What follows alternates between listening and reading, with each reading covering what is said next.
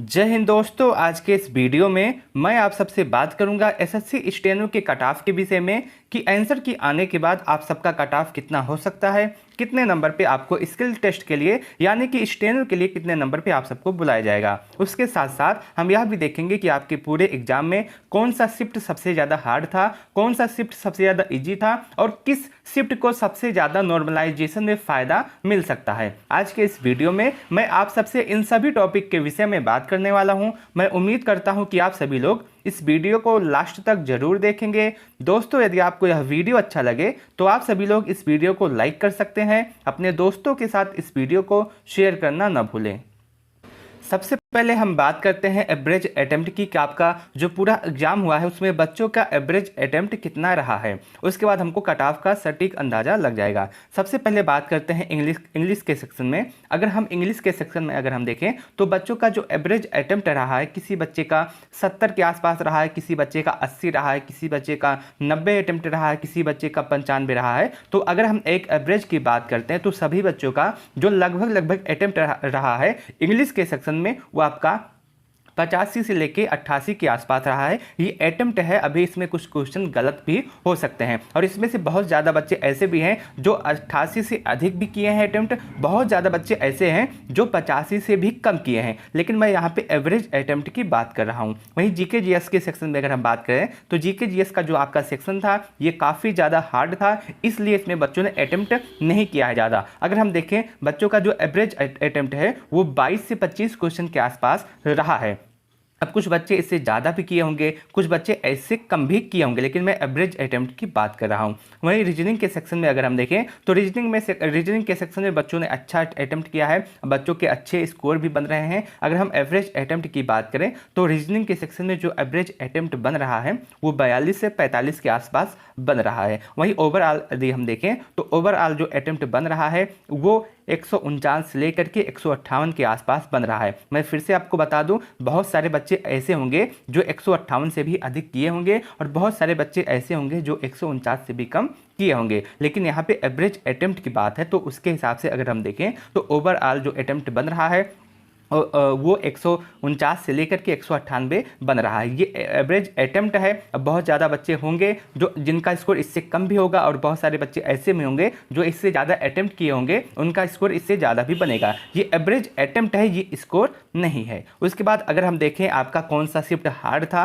कौन सा शिफ्ट आपका ईजी था, उसके विषय में अगर बात करें तो सबसे पहले इजी शिफ्ट की हम बात करते हैं। इजी शिफ्ट जो आपका था वो 12 अक्टूबर का फर्स्ट शिफ्ट अभी तक सबसे ज़्यादा इजी माना गया है। उसके साथ साथ जो 12 अक्टूबर का सेकंड शिफ्ट है वो है उसके बाद, और उसके बाद 13 अक्टूबर का जो सेकंड शिफ्ट है वो सबसे ज़्यादा इजी है। वहीं हार्ड की बात करते हैं, जो अभी तक सबसे ज़्यादा हार्ड माना गया है वो आपका 12 अक्टूबर का थर्ड शिफ्ट है, उसके बाद 13 अक्टूबर का फर्स्ट शिफ्ट, उसके बाद आपका 13 अक्टूबर का आपका थर्ड शिफ्ट ही माना गया है सबसे ज़्यादा हार्ड। अगर मैं देखूं तो बहुत सारे बच्चे ऐसे होंगे जिनको लगता है कि वो जिस शिफ्ट में एग्जाम दिए हैं उन्हीं का सबसे ज़्यादा हार्ड आया है, लेकिन ऐसा नहीं है। बहुत सारे बच्चों से बात की गई है और बहुत सारे यूट्यूब चैनल को एनालिसिस किया गया है, उसके बाद मैं ये बता रहा हूँ कि आपका सबसे ज़्यादा ईजी शिफ्ट कौन सा है और सबसे ज़्यादा हार्ड शिफ्ट कौन सा है। अगर हम देखें सबसे ज़्यादा ईजी शिफ्ट जो आपका है वो 12 का फर्स्ट शिफ्ट है और जो सबसे ज़्यादा हार्ड शिफ्ट है वो आपका 12 का थर्ड शिफ्ट है। और 12 को जो थर्ड शिफ्ट वाले बच्चे हैं इनको नॉर्मलाइजेशन में ज़्यादा फायदा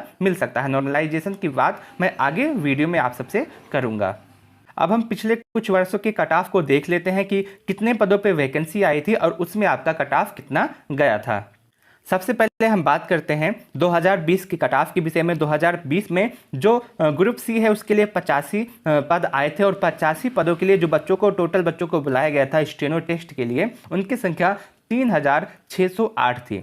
वहीं जो आपका कट ऑफ गया था एससी का 132 गया था, एसटी का 117, ओबीसी का 142, ईडब्ल्यूएस का 138, यूआर का 146 गया था। वहीं अगर हम बात करें 2020 में ही जो आपका ग्रुप डी था उसमें जो पदों की संख्या आई थी वो आपका था 757 और इसमें जो टोटल बच्चों को कॉल किया गया था स्टेनो के लिए स्किल टेस्ट के लिए उनकी संख्या थी 13,445। और ग्रुप डी का जो कट ऑफ था वो एससी का 103, एसटी का 84, ओबीसी का 126, EWS का 83, UR का 131 आपका कट ऑफ गया था। वहीं अगर हम बात करते हैं 2022 के विषय में, 2022 में ग्रुप सी के लिए जो टोटल पदों की संख्या आई थी ये आपकी 389 थी, और इसमें जो स्किल टेस्ट के लिए बच्चों को बुलाया गया था उनकी संख्या 3608 थी। वहीं एससी का जो कट ऑफ है ये 132 गया था, और एससी का कट ऑफ 132, एसटी का कट ऑफ 117, ओबीसी का कट ऑफ 142, ईडब्ल्यूएस का कट ऑफ 138 और यूआर का कट ऑफ 146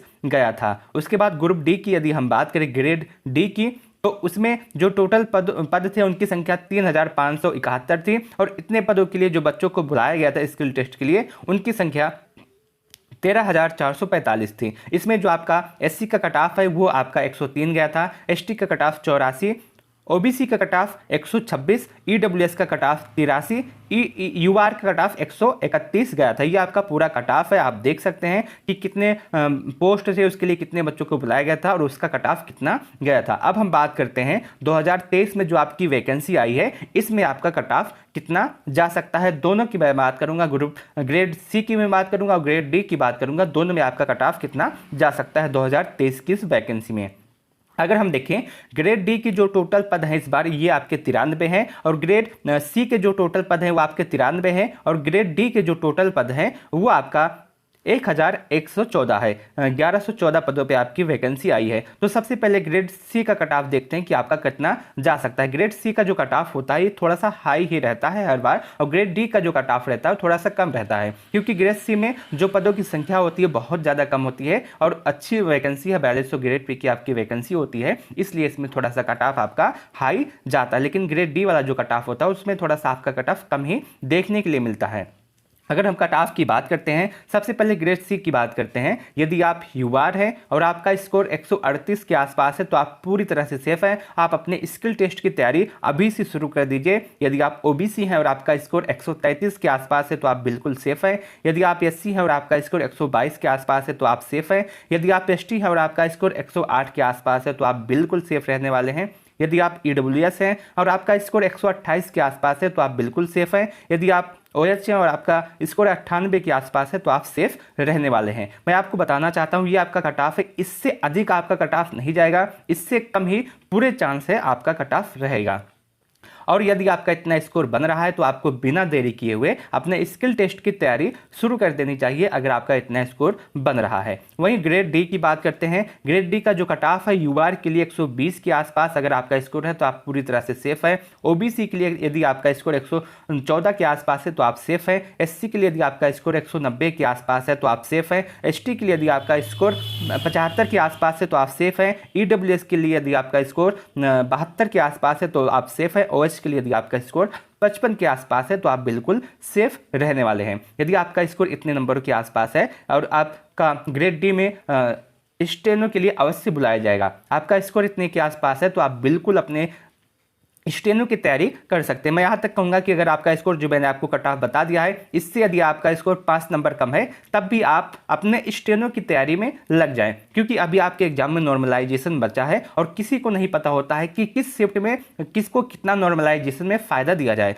हो सकता है मान के चलिए आपका स्कोर 135 के आसपास बन रहा है और आप स्किल टेस्ट की तैयारी नहीं कर रहे हैं और नॉर्मलाइजेशन में आपका 5 नंबर या 7 नंबर या 8 नंबर बढ़ जाता है और आपका स्कोर 140 प्लस चला जाता है, तो ऐसे में आपको पछताना पड़ सकता है। यदि आपका स्कोर थोड़ा सा कम है, 5-7 नंबर कम है, तब भी आप सभी लोग अपने स्किल टेस्ट की तैयारी कीजिए, क्योंकि आपके एग्जाम में अभी नॉर्मलाइजेशन बचा है और नॉर्मलाइजेशन में किसको कितना फायदा मिल जाए ये किसी को नहीं पता होता। मैं उम्मीद करता हूं कि आपको यह पूरी जानकारी अच्छी लगी होगी, पूरा वीडियो आपको अच्छा लगा होगा। यदि आपको यह वीडियो अच्छा लगा हो तो आप सभी लोग इस वीडियो को लाइक कर सकते हैं, अपने दोस्तों के साथ इस वीडियो को शेयर अवश्य कीजिएगा। आपके मन में कोई डाउट, कोई सवाल, कोई कंफ्यूजन रह गया है तो आप कमेंट सेक्शन के माध्यम से हमसे पूछ सकते हैं। मैं आपके प्रत्येक कमेंट का जवाब अवश्य दूंगा। इस वीडियो को लास्ट तक देखने के लिए आप सबका बहुत बहुत धन्यवाद।